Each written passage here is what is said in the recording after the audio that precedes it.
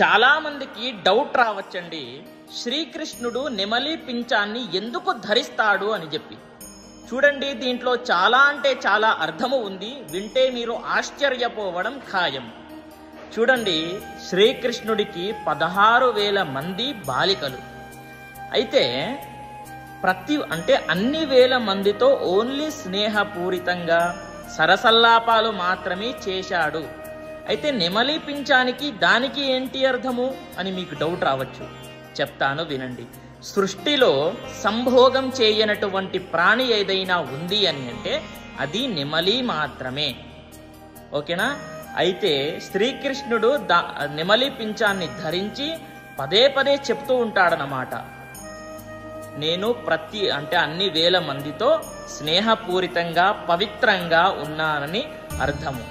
అందరికీ అర్థమయ్యింది అని అనుకుంటున్నాను. అయితే